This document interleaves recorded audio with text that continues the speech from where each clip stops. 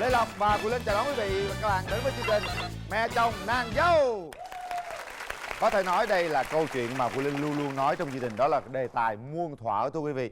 Cái sự không dám nói giữa nàng dâu mẹ chồng hình như nó lâu lắm rồi. Và nhân dịp này Quyền Linh nghĩ rằng mẹ chồng nàng dâu nên thoải mái thổ lộ tất cả những điều đó để chúng ta có thể kết nối gần nhau hơn. Đúng không Lê Lộc? Dạ đúng rồi chú. Con đang nhớ tới một câu thơ rất là hay.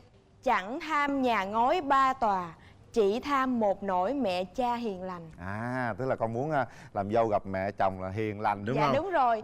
Đây cũng là một cái nỗi niềm của người con dâu á, khi mà về nhà chồng không biết là cái mối quan hệ giữa mình với người mẹ chồng nó sẽ như thế nào. Đúng rồi, lo lắng đúng không con? Dạ đúng rồi. Đó là câu chuyện mà chúng tôi luôn luôn nhắc đến trong chương trình Mẹ chồng nàng dâu. Bây giờ xin mời quý vị chúng ta gặp gỡ mẹ chồng nàng dâu đầu tiên. Cô này là cô ngoại kinh rồi, hồi xưa cô học cấp 3 cô xông vào lớp của đánh con họ luôn đấy. Dễ thương quá.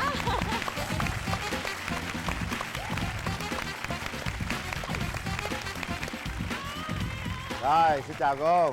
Chào em. Dạ chào mời cô. ngồi. Chào chị. Xin mời cô giới thiệu về mình ạ. Xin chào Quyền Linh và Lê Lộc. Dạ. Tôi xin tự giới thiệu, tôi tên là Phạm Thị Sinh, ở huyện Crono, tỉnh Đắk Nông. Crono, Đắk Nông. Dạ, Đắk Nông. Cách thành phố Hồ Chí Minh xa lắm mà. Xa lắm. Dạ. Nhưng lý do tại sao từ xa đó mà cô đăng ký tham gia chương trình này? Tôi rất thích coi cái chương trình Bạn Muốn Hẹn Hò. Dạ. Mà thích nhất là chú Quyền Linh mà dẫn làm MC á. Rất là thích, hâm mộ chú Quyền Linh dữ lắm. Cái cô con gái út ấy, cô mới xem cái chương trình, cô mới biết cái chương trình là Mẹ chồng nàng dâu này. Cái cô mới nói với con dâu là chị đăng ký đi, là chương trình này vui lắm, mà có chú Quyền Linh dẫn chương trình nữa, đăng ký đi, hai mẹ con đi. Cái con dâu mà con đăng ký mẹ đi luôn hãy chơi luôn. Dễ thương quá. Cô dâu rủ mẹ đăng ký. Xin giới thiệu với quý vị, đây là con dâu em. Dạ, em xin chào hai MC, toàn thể khán giả ở dưới. Em xin giới thiệu, em tên là Đỗ Thị Nhung. Em năm nay 27 tuổi, hiện đang làm giáo viên và hiện tại đang ở và công tác tại tỉnh Đắk Nông. Và em làm dâu của mẹ sinh năm nay là 3 năm rồi. Ở nhà mình có em bé chưa chị? Dạ, em có một cháu năm nay 6 tháng. Xin hỏi cô là cái lần đầu tiên á mà cô gặp con dâu tương lai nha, thì cô suy nghĩ thế nào và cảm nhận thế nào về con dâu? Lần đầu tiên mà gặp con dâu thì chưa gặp đâu. Cái thằng con trai á là cái tính hắn là hắn đi mà hắn quen cô nào á là nó về nó nói mẹ liền. Nó quen nhiều cô lắm. Đến khi cái cô này á là nó bảo mẹ ơi con bỏ cô kia rồi, chờ con quen cô này. Cô này là cô nào? Cái cô trên huyện á. Bảo bữa nào dắt về đây mẹ xem thôi nhá. Thế con nó bảo dạ. Nhưng mà con nói trước mẹ nha, cô này là cô ngoại kinh lắm. Hồi xưa cô học cấp 3 cô xông vào lớp của đánh con họ luôn đấy. Trời đất ơi. Cô dữ lắm. Kệ, con cứ dắt về đây mẹ xem. Biết đâu ở trong đám cỏ dại là có bông hoa đẹp. Cứ dắt về đây mẹ xem. Hay quá nha. Xong một ngày á là con trai mới dắt về thì thấy cô này bé quá, vừa nhỏ người, nhỏ mà lại thấp nữa. Bé lắm chứ không phải như bây giờ đâu. Vô nhà thì thấy cũng ấn tượng, là cái gì nhanh nhẹn, nhanh miệng này, nhanh tay, việc gì cũng làm được. Rửa chén, quét nhà hay là bất kể làm việc gì cũng làm được, nhưng mà miệng mồm thì nhanh, cứ hỏi cô thế này kia. Em thấy mẹ chồng như thế nào? Hồi mà em quen thì em cũng không có tìm hiểu nhiều về mẹ chồng. Xong em về thì em thấy mẹ em hồi đó cũng thân thiện lắm. Em về nhà là cháu mới tới chơi hả, uống nước này, cháu ăn này, cháu mình ví dụ mình ngại mình không ăn thì ăn thì ăn ấn vào tay nữa đó. Nhưng có sợ không? Có sợ mẹ chồng không? Không, em không sợ. Chuẩn bị đám hỏi á thì mấy người mới nói chứ trời ơi, mình nghĩ gì mình về mình làm dâu bà đó rồi, bà ghê lắm này kia. Xong rồi em nói chứ đâu có ghê gì đâu, kệ chứ mình quen con bà về mình ở với con bà, ở chi với bà đâu mà sợ. cái làm dâu xong đến khi về mấy người hỏi chứ cảm giác mày sao, cái bình thường có gì đâu, thì về em mới biết là mẹ em không như người ta nói. Có khi nào hai mẹ con mâu thuẫn với nhau không? Mâu thuẫn thì chưa có khi nào Chưa mâu thuẫn. bao giờ. Ví dụ như con dâu mà đẻ nằm trong phòng á, là mẹ gọi con trai lên là nói với con trai ấy là từ nay sắp tới vợ con có bầu rồi nè, Quần áo của vợ con, cái gì của vợ con là con phải giặt hết. Con phải giặt cho vợ con nó mới có cái tình nghĩa vợ chồng. Chứ còn mẹ là mẹ giặt cho hắn vô tư. Bữa nay sắp tới là con không được làm cái gì hết. Con Cứ nhà nằm cũng im không trên quét, giường. cứ nằm đó. Coi như mẹ chồng lo hết con dâu Mẹ nữa chồng hả? lo hết, Nhưng mà hỏi thiệt nha, nếu lo từ ly tí gì luôn hả? lo hết Rồi luôn. cái ngày mà đám cưới xong rồi đêm tân hôn có lo luôn không? Có luôn hả? Sao chị lo, sao chị? Lo dùng gì nữa? Em đi ra em đánh răng rồi để vô phòng ngủ. Này này, mẹ nói này, mẹ chia đứa mẹ đưa cho 2 cái khăn, hỏi cái này làm cái gì mẹ? Thì cứ mang thì có biết gì đâu. Thế là mẹ em đưa cho em 2 cái khăn. Hai khăn làm gì? Cũng không biết làm cái chi nữa. Ủa gì kỳ vậy? Đám cưới con chưa gần đám cưới là sắm sửa con hết, mua cho một cái khăn tắm kìa. Mẹ chứ hồi nào mẹ dùng cái khăn tắm đó, nhưng mà mẹ mua cho con dâu cái khăn tắm đó, đẹp nhất, mềm mại nhất. Cái câu chuyện này thấy được rằng là bà mẹ chồng rất là tỉ mỉ, lo đến cái chuyện đêm tân hôn luôn. Động phòng con đưa 2 khăn vô. Sáng hôm sau ngủ dậy chứ. Cho mẹ mượn lại 2 khăn đúng không? Không phải. Sáng hôm sau ngủ dậy. Này, hỏi dạ gì hả mẹ? Thế tối hôm qua làm gì không? Thế đã động phòng chứ. Cái đứng ngay đó lắc đầu. Mẹ chồng nói con dâu con mà chưa động phòng mẹ động luôn rồi. Những cái năm tháng ở chung nhau 3 năm đó thì mẹ chồng có thấy con dâu có tật xấu gì không? Mà mình không thích không? Con dâu có mỗi cái tật xấu là không biết nấu ăn. Không biết nấu luôn. Không biết nấu ăn, mới lại rửa chén á. Ôi cái hôm mới về làm dâu á là bắt đầu bà con về hết rồi, buổi chiều hôm đó là bắt đầu con dâu ra rửa chén. Rửa chén thì có cái bồn rửa chén nó đứng ngang người này này. Con dâu rửa mà trúng cái tô nó to á, mà nó bằng sành nữa. Không biết rửa kiểu gì, vừa rửa cái bắn từ đây, từ trên cái bồn rửa chén nó bay xuống chén này, luôn. bể hết luôn. Cái mẹ không dám nói chi, mẹ lại sợ là con sợ. Mẹ sợ là con sợ mới về làm dâu mà lại làm bể chén này nọ. Mẹ không dám nói, bảo ôi chết rồi, con làm nào thế? Tuột tay hả con? Thôi lỡ rồi, bể rồi thôi. Cái vô tối cái thằng con trai nó bảo đấy chứ, cô không muốn rửa chén, rửa bát thì cô nói với tôi tiếng. Cô mới về làm dâu mà cô làm cái gì dữ vậy? Nhưng mà cô này có cái tính là nấu ăn là rất là dở. Vụng. Mẹ chồng thì đã nấu dở rồi mà con dâu còn nấu dở hơn. Nhưng mà hỏi thiệt cô nha, cô có thể cho chia sẻ lý do tại sao mình thương con dâu đến mức như hơn con ruột của mình luôn vậy? Thương con dâu là lý do là mình cứ nghĩ mình cũng là con gái này, mình cũng lấy chồng, mình cũng làm dâu. Nhưng hồi xưa gặp bà mẹ chồng khó tính quá, thì bây giờ mình nghĩ con dâu nó cũng giống mình thôi. Nếu mà mình thương hắn này thì hắn thương mình, còn nếu mình không thương hắn đâu thương mình đâu.